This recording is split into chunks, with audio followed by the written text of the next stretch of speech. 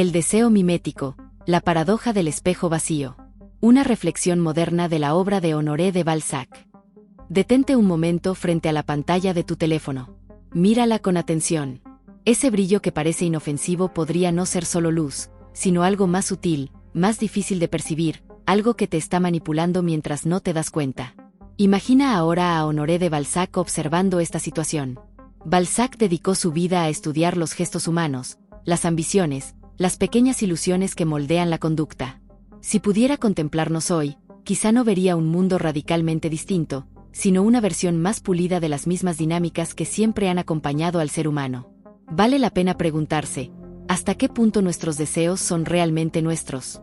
Piensa en ese impulso por alcanzar algo que nunca habías considerado hasta verlo en otras personas, en la atracción por un estilo de vida, un cuerpo o un éxito que aparece constantemente ante tus ojos. ¿Nace ese deseo desde dentro de ti o se construye a partir de lo que observas en esa pantalla? ¿Hasta qué punto nuestros deseos son realmente nuestros? Tal vez no somos tan libres como creemos.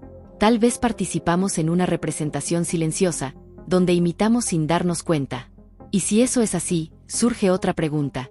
¿Qué ocurre cuando el deseo deja de ser propio y se convierte en reflejo del deseo de otro? Reflexionar sobre ello es el primer paso. Porque comprender esa dinámica, ese deseo que se contagia, que se aprende, que se reproduce, permite empezar a verlo con claridad. Y una vez que se ve, este ya no opera sobre ti del mismo modo. En su tiempo Balzac nos contaba mediante su obra, La comedia humana, como en otra época, cuando las ciudades aún olían a tinta, humo y ambición, era común ver llegar a jóvenes con el corazón inflamado de ideales y los bolsillos casi vacíos.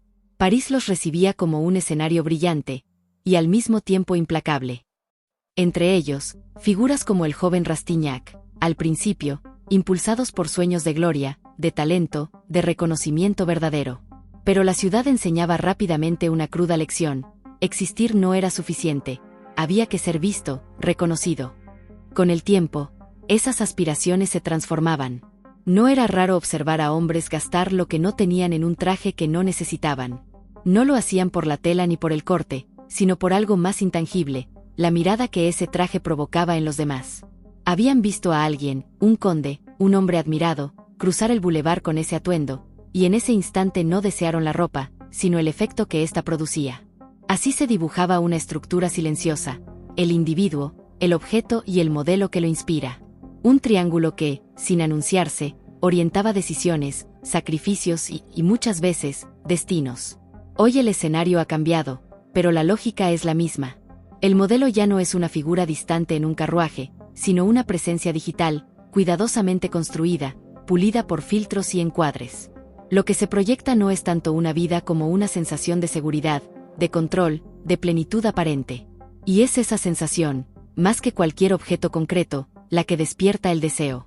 La persecución de las cosas superfluas continúa, aunque haya mutado en su forma. Antes, se hipotecaba el futuro por un palco en la ópera. Ahora, se compromete el equilibrio interior y a veces hasta la vida, por un lugar en la visibilidad constante, por un like. El teatro no ha desaparecido, simplemente se ha comprimido.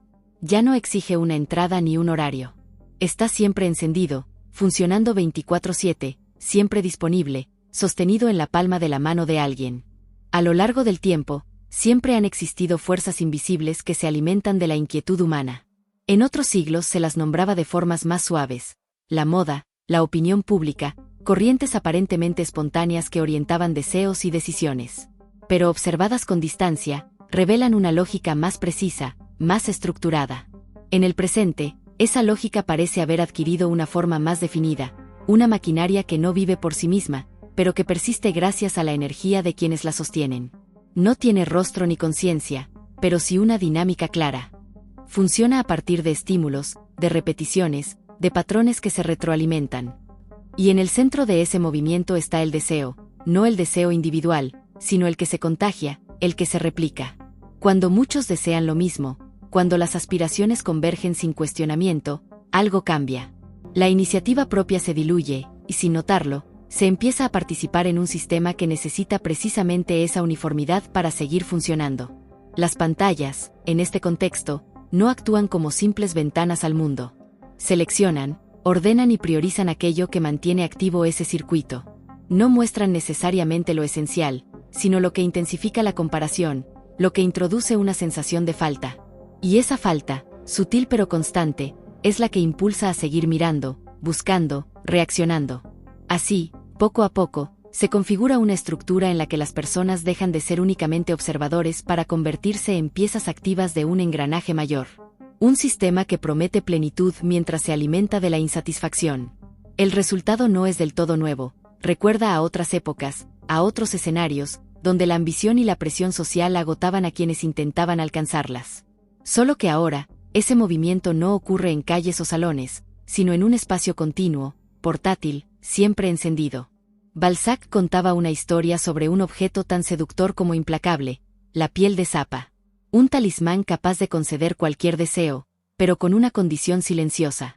Cada vez que se le pedía algo, se encogía un poco más, y con ella, también lo hacía la vida de quien la poseía. No era un castigo inmediato, ni evidente. Era algo más lento, casi imperceptible. Un desgaste que avanzaba con cada elección, con cada impulso satisfecho sin reflexión. La promesa era plenitud, el resultado, una reducción constante de lo esencial. Esa imagen, lejana en apariencia, encuentra hoy un eco inquietante. Cada vez que el deseo deja de ser propio y se convierte en imitación, cuando se actúa para encajar, para ser validado dentro de un sistema que impone sus propias reglas, algo se cede. No siempre de forma dramática, pero sí acumulativa. El cansancio persistente, la ansiedad difusa, esa sensación de agotamiento que no desaparece ni siquiera con el descanso, comienzan a parecer menos casuales. Se configura entonces un intercambio silencioso. Tiempo, atención, energía vital, entregados a cambio de una imagen, de una apariencia que rara vez se sostiene por sí misma. Como si se trabajara sin descanso para sostener un decorado que, en el fondo, nunca termina de pertenecer a quien lo habita. En ese escenario, la promesa sigue siendo la misma, alcanzar algo que siempre parece estar un poco más allá. Pero la lógica que lo sostiene empuja en otra dirección. Genera una sensación de carencia constante, una necesidad de seguir consumiendo, de seguir aspirando, como si en ese movimiento perpetuo se encontrara la solución. Y mientras tanto, la piel continúa encogiéndose. No de golpe, no con estridencia, sino de forma constante. Hasta que, en algún punto, surge una pregunta difícil de evitar. ¿Cuánto de lo que se ha perseguido valía realmente lo que se ha ido dejando en el camino? Siempre ha existido una posibilidad de escapar, aunque rara vez adopta la forma de una ruptura total. No se trata de desaparecer del mundo, sino de aprender a habitarlo con cierta distancia. A lo largo de muchas historias, se repite una constante: quien logra observar el juego sin entregarse por completo a él conserva algo esencial, una forma de integridad que no depende de la aprobación externa. Esa distancia comienza cuando las cosas pierden su peso exagerado, cuando la mirada ajena deja de ser el criterio principal, cuando la validación deja de sentirse imprescindible, el engranaje pierde fuerza. No se detiene, pero deja de arrastrar con la misma facilidad. La dinámica cambia en un punto casi invisible, en la forma en que se interpreta el impulso antes de actuar. Porque ese impulso sigue apareciendo. El deseo de tener, de mostrar, de parecer. Pero entre el impulso y la acción existe un espacio breve, casi silencioso. Y es ahí donde surge una pregunta que puede alterar el curso de las cosas: si ese deseo nace realmente de uno mismo o si es apenas un eco aprendido, una repetición de algo visto innumerables veces. En ese instante, el silencio adquiere un valor inesperado. No como ausencia, sino como resistencia. Como una forma de no participar automáticamente en aquello que exige respuesta constante. Es un gesto pequeño, pero difícil de absorber por cualquier sistema que dependa de la reacción continua. En el fondo de todo este mecanismo late un principio más antiguo que cualquier pantalla: el dinero. No solo como herramienta, sino como una idea que transforma. Convierte el valor en número, el tiempo en precio, la vida en intercambio. Lo que antes era honor, vocación o deseo propio, pasa lentamente a medirse, compararse y negociarse. Ahí comienza su dimensión más profunda. Porque no se limita a facilitar el mundo, lo redefine. Establece qué importa, que se persigue y, sobre todo, que se está dispuesto a sacrificar para obtenerlo. Y cuando ese principio se entrelaza con el deseo imitativo, el resultado es un sistema perfectamente cerrado: se desea lo que vale, y vale aquello que todos desean. Pero esa lógica no es inocente. Tiene consecuencias silenciosas. La libertad se convierte en deuda, la identidad en rendimiento, y la existencia en una carrera que nunca declara su meta final. Comprender esto exige descender un nivel más. No basta con observar los síntomas, hay que mirar la raíz.